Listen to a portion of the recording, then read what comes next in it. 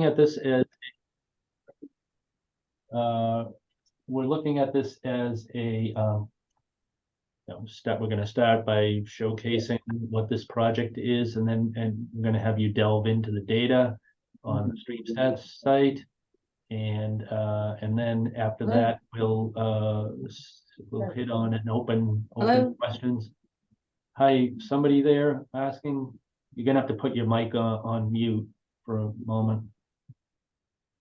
Who are you trying to reach? This is a USGS call presentation.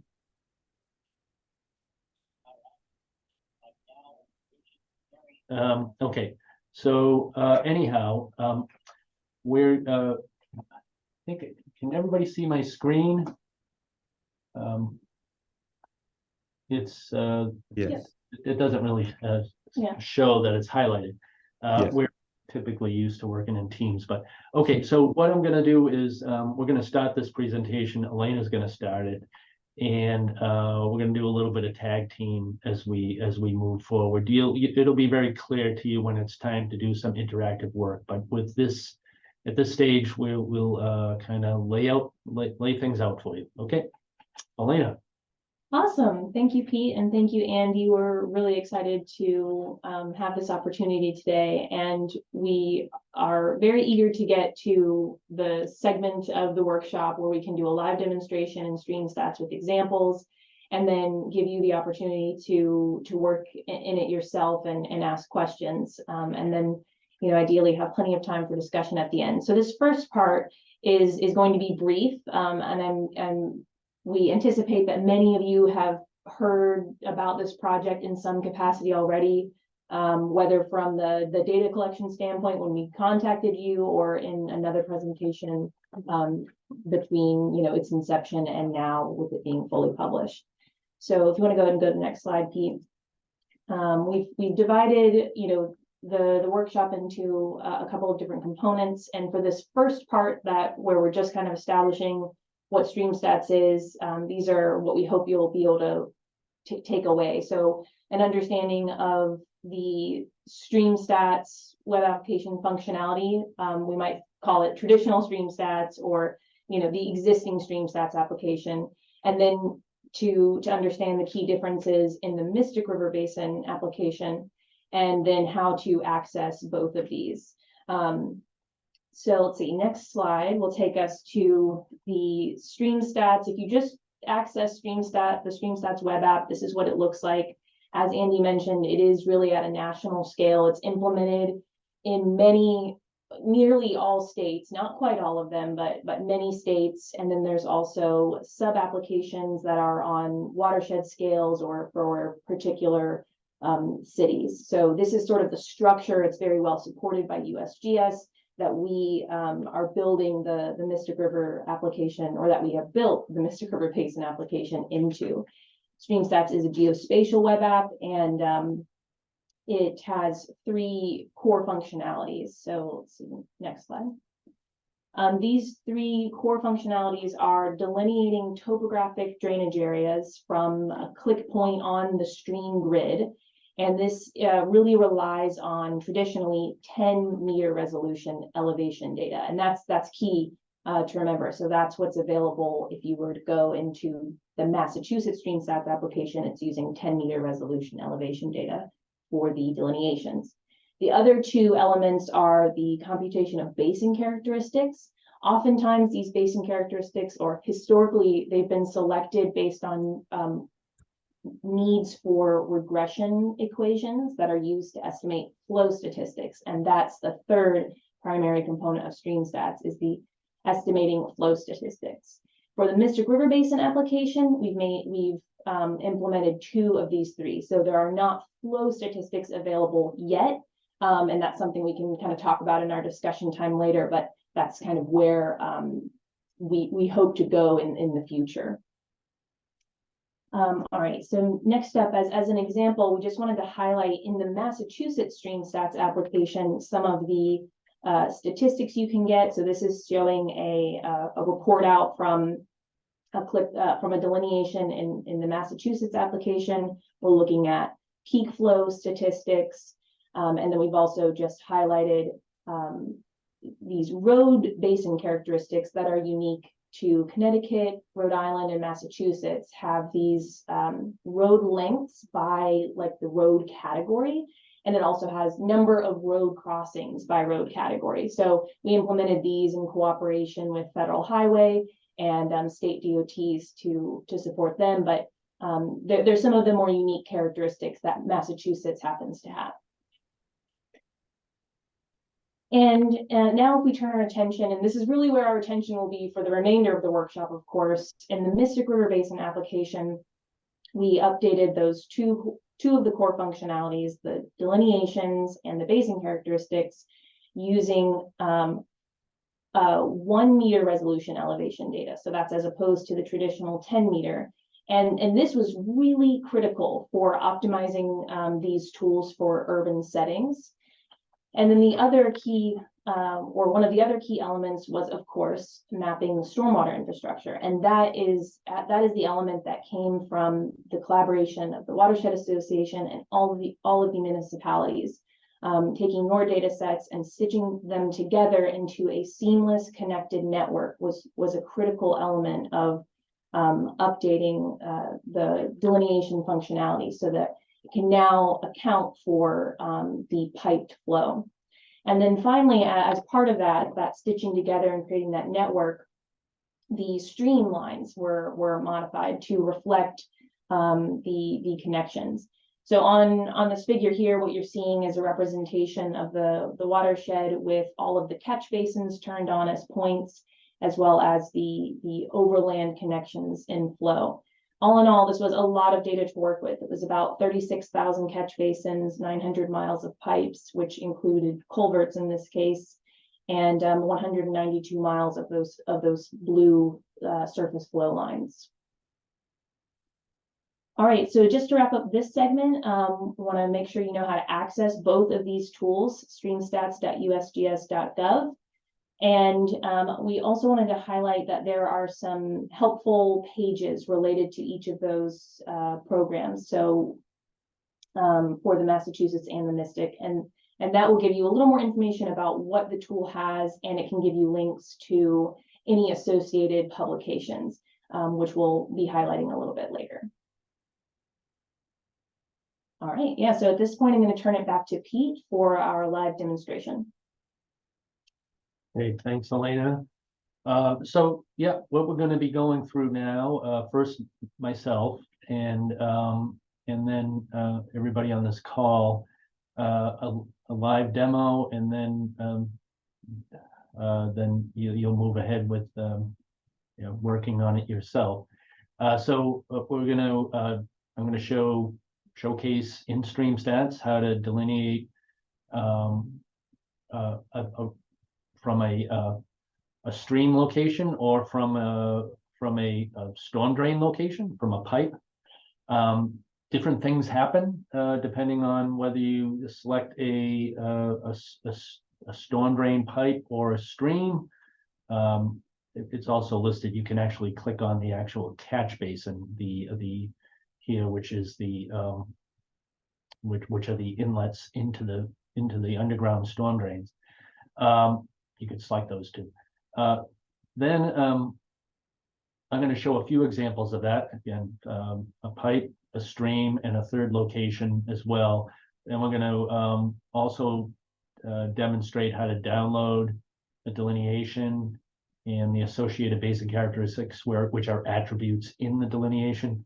We're going to do some of these characteristics, or most of them, are related to estimating phosphorus loading. So we're going to discuss that component as well, and then how to access and download data from the data releases if you want to actually acquire the resulting data on your own. By the way, I do want to mention the data releases were restricted to certain raster products because we had agreements with the towns that we wouldn't be releasing your pipe data on our website. So it's mostly the derivative raster data sets that we'll be showcasing there, but I did want to point that out at this point. Okay, so let me bring up StreamStats, and here is the initial view when you get into StreamStats. There are different ways of actually zooming in and looking at the data. So or looking at particular spots that you might be interested in. So I'm going to show you a handful of ways on finding the location that you want to work in. So the first way I'm going to do is just, you'll see over here on the left is a search for a place, and I selected a location to zoom into in Cambridge, and that, hold on. That location is Blanchard Road, Cambridge, Mass. So then the address pops up. I'm going to select it, and it zooms to Blanchard Road in Cambridge. So what I'm going to do at this stage is you can see that when you zoom in to a certain extent, it kind of sees all the different StreamStats projects that are available in or near that extent. And these are the 3 StreamStats projects that it's saying, which one do you want? And we're going to select the Mystic River Basin. When we select that, it immediately switches over to another base map, which is imagery. We thought the imagery was most appropriate for working with the Mystic, and it's also a base map that allows you to zoom in further than other base maps do. So we wanted it as the default. And so we remain in the zoomed area, but I'm actually, to find the location that I actually want to look for, I am going to switch back over to street maps. But before I do, I just want to point out that you look at what the types of features you're looking at here. You'll notice these orange lines. Those are the pipes, the storm drain pipes. The orange squares are the catch basins, the inlets into the pipes, and the blue are actually in most cases stream flow over land. But it's also, if it's cutting through a water body like it is here in Fresh Pond, we call that artificial flow paths. But all of this is connected. All of these features, these pipes, these catch basin points, and these stream networks are all networked together. So they're all traceable from an upstream, downstream kind of the way that you set up this type of data in GIS. So just keep that in mind as well. Everything here is networked together. So I'm going to switch the base map over to streets. And you're going to notice another layer here. This is a hatched data set. This is what we call our exclusion area, which is outside of the basin. So we're right on the edge of the Mystic watershed, where it has the same edge with the Charles River Basin, which is to its south. And so that's the hatched area that we're seeing here. So I selected a point on Blanchard Road on a pipe that is just north of Concord Ave. And what you do is, oh, by the way, there's a tool here called Surface Contributing Basin Only. I wouldn't advise using that tool. Just leave that checked off. It's the default. We do have future ambitions with that tool, but right now it's usable, but it's really not giving you much. Like in the case of, if you wanted the surface contributing area for the point I'm about to select, it would just give you the immediate flow above the pipe that you get. Sometimes useful, but in most cases not at this stage. But what we're going to do is, so now we're going click the delineate key, and now we'll select a point on the pipe. Okay, so this is processing. I've already run this. It would take a minute or two to run, but I've already got a result here. So this is showing where the delineation was from. And the first thing I want to show you is that since the delineation is on the click point is on a pipe, the immediate area upstream from the pipe does not get recognized as part of the watershed. It's not until you get daylighted areas upstream that you're going to see that. And how do you know that these pipes are upstream? Well, because the pipes have directionality associated with them. So you can see the arrows. The arrows on the point on the pipes point in the direction of the flow. So the flow is coming in and going north here. And so that immediate area upstream on the pipe is not going to contribute flow to that pipe, but anything beyond it is that has these catch basins in them. There's a couple of other things I want to point out with this delineation. One is that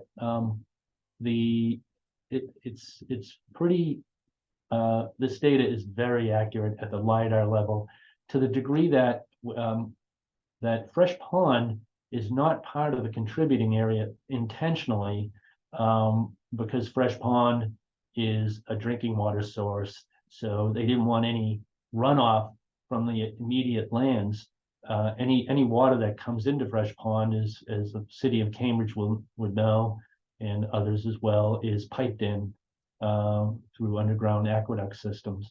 So so that fresh water comes in just through pipes. And so the immediate area around it is not contributing flow, which the LiDAR showcases really well. A couple of other things I wanted to point out. As I had mentioned earlier, we're right on the edge of the boundary with the Charles River Basin.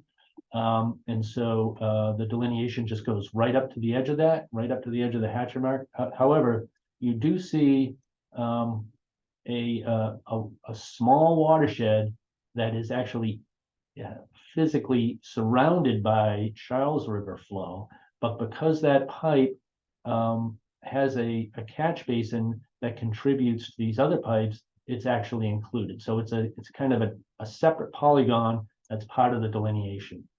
And you can see here the accuracy too of the delineation by the way it just wraps around this park curb.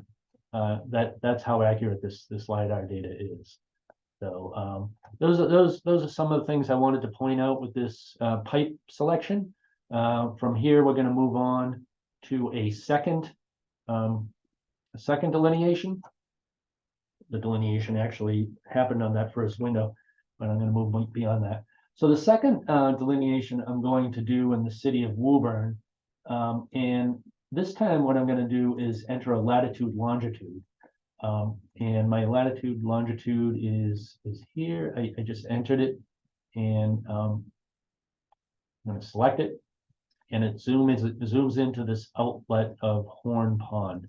Some folks might find latitude longitude is the way that they're going to be able to zoom in. Maybe you're in a database like of USGS gauging stations or some type of water quality database where the points are referenced by latitude longitude. And so you just highlight that latitude longitude, plug it into StreamStats, and you're going to be able to zoom into your location. So this is one of the reasons why we wanted to show this option. And so here we are at the outlet of Horn Pond. Folks in Woburn might know that this area had been prone to flooding until some recent work at the outlet of Horn Pond. Yeah, I think even during still high peak flows, there still has to be some awareness and concern. But so I'm going to at this stage, I put on the imagery, and I'm going to zoom in here to the outlet location. And just downstream of it is Horn Pond Brook. And again, I'm going to go ahead and zoom in as close as I can, which I just did. That's about as far in as you can go here. And I click the delineate key, so I'm going to run the delineation. And as that's running, I had already run it, so I'll show you the results. This is the resulting watershed for the outlet of Horn Pond. And it's on a stream location as opposed to what I did earlier with a pipe location. And so you can see this, the contributing area to Horn Pond includes a significant portion of downtown Woburn, as well as, you know, upstream area in the neighboring towns, and which includes a chunk of watershed north of 128. So it's a significant drainage area. Horn Pond Brook eventually merges with the Aberjona River, which in the Aberjona River then makes its way down through Winchester, the canals in Winchester, and then ultimately out. It goes into the Mystic, and so this watershed is a watershed for the entire Mystic, which includes the upstream Aberjona River, which brings in Woburn, Winchester, Belmont, and other towns as well.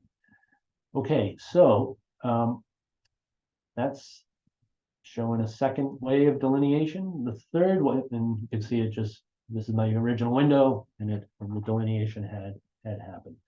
So I'm going to show one other way of zooming in, and that's just based on you know your geography, and you just start zooming in. You scroll in into the area of interest, and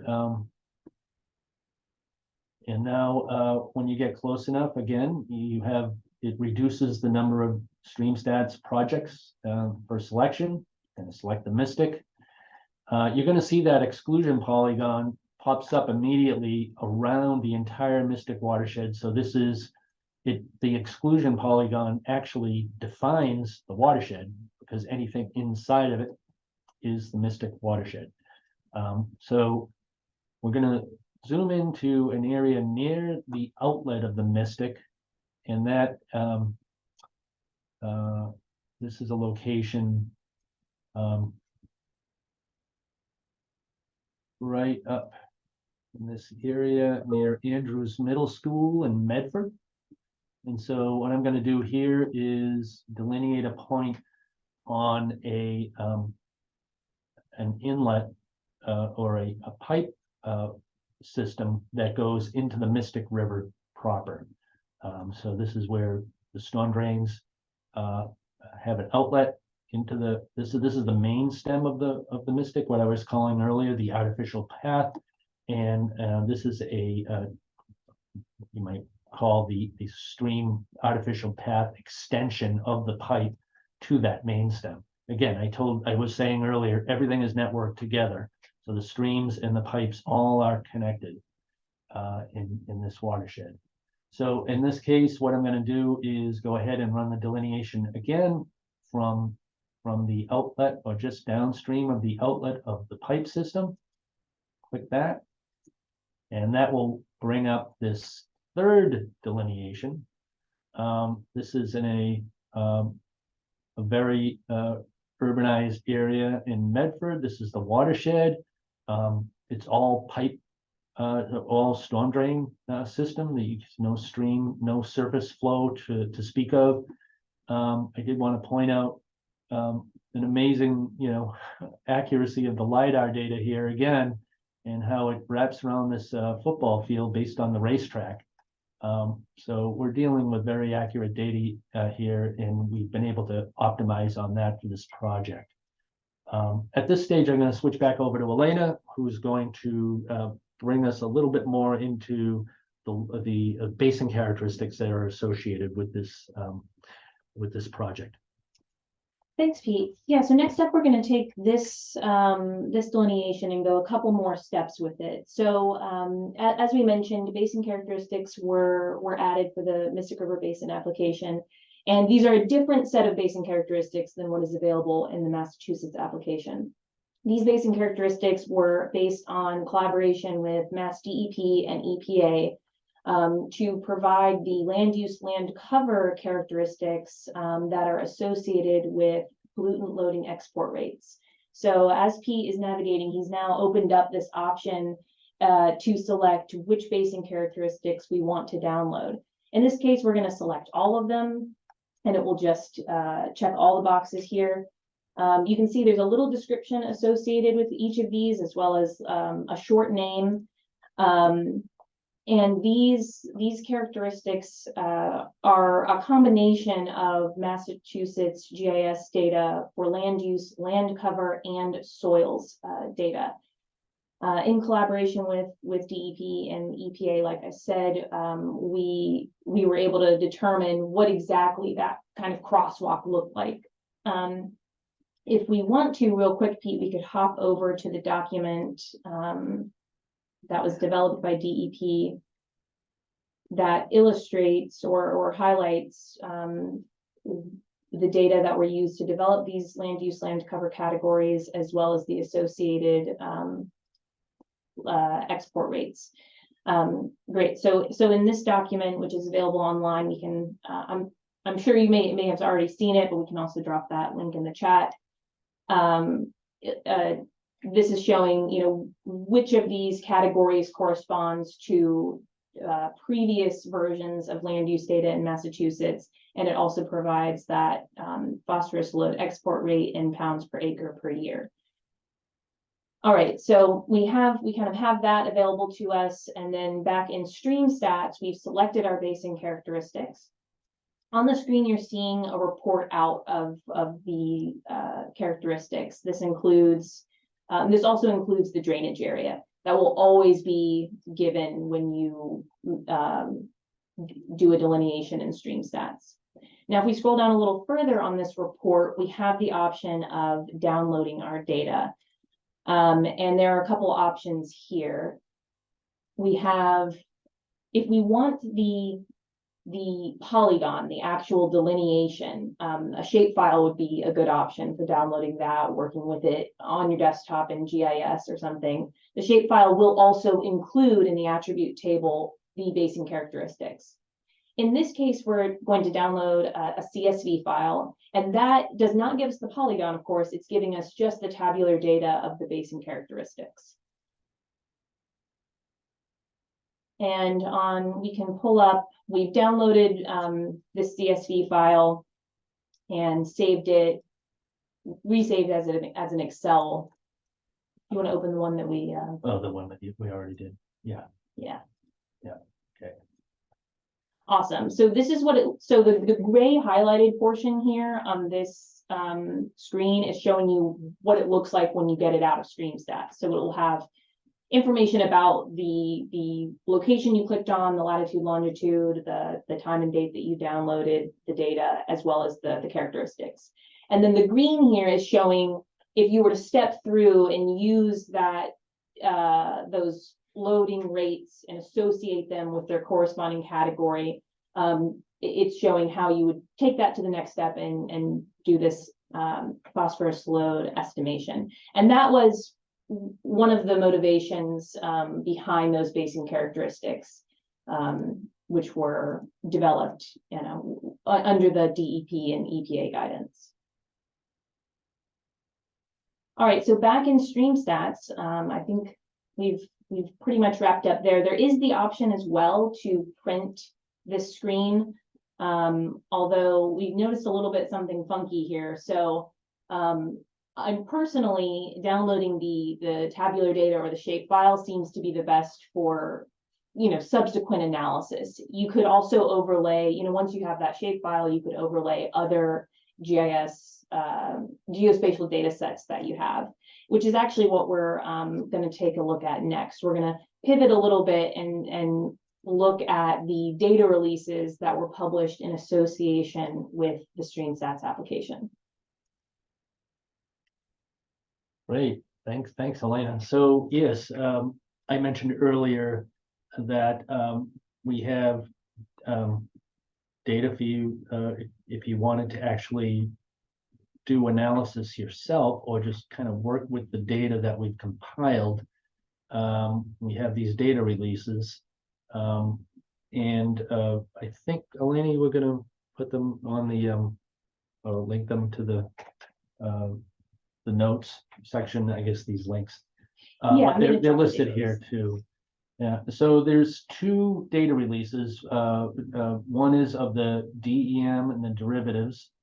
I'll mention a little bit more about this, and then the other one is about the basin characteristics.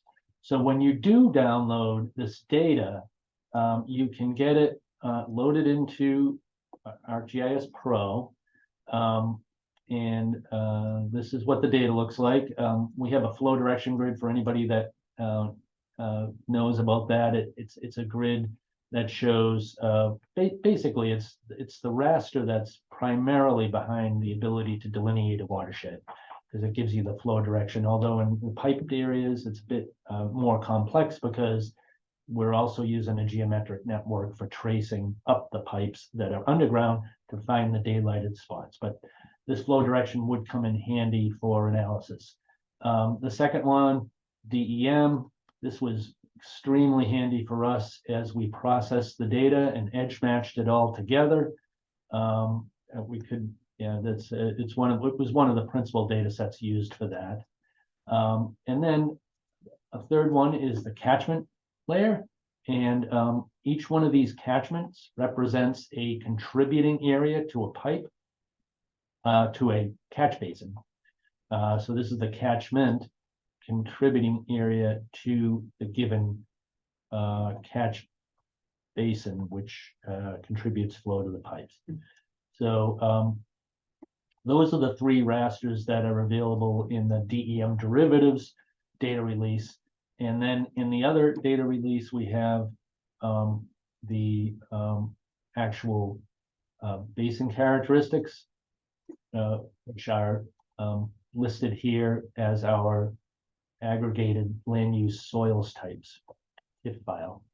And this was compiled by us after a lot of back and forth with EPA and Laura Schiffman about how to group these categories together based on three source data sets. And so this is the grouping that allows for us to kind of work with that phosphorus loading Elena was showing earlier. So those are the data sets that you can yes, bring up on from our data releases, and you can bring it up in ArcMap or in Pro. Okay. So at this stage, what we want to do is give you maybe about 10 minutes or so to do some, where StreamStats kind of work on your own on that Mystic website, Mystic site, or you can, if you want, go to the Massachusetts site too. Try some delineations, try some basic characteristic computations, try zooming in to a pipe or to a stream, and we'll be here for questions. We'll keep at this stage. We're going to keep the questions basically about if you have anything about the delineations you're doing, or maybe you might have an issue that you're just trying to address. And then at the end of that, what we'll do is we'll dive into more general questions about this entire presentation. And we'll also go over a few remaining slides as well. So with that, I'll let you move forward. Great, thank you, Pete and Elena. Yeah, so let's take a 10-minute opportunity to do that. And I'll add, some people have started to ask questions in the chat. Feel free to record those and we can go through them. It'll be a great way to organize those questions. So feel free to do that as well. And we'll come back. It's now 9:13. We'll come back at 9:23. but I'll keep the Zoom open and you should feel free to come off mute. I think everyone will be able to hear you if you had a question or put a question in the chat as well. Okay, thank you. Thank you. Great, thanks, Andy. Okay.